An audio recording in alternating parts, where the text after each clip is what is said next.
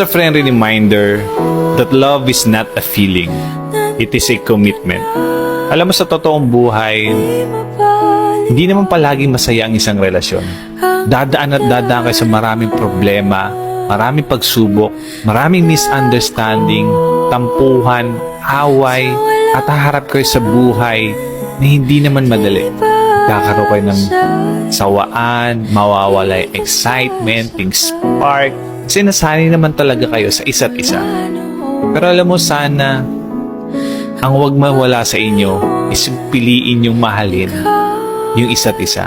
Na sana kahit anong pagdaanan yung pagsubok, andyan kayo para sa isa't isa. Lagi niyong pinipiling tulungan, palagan, at mahalin yung isa't isa. Remember that love is a choice and always choose to love each other. Okay?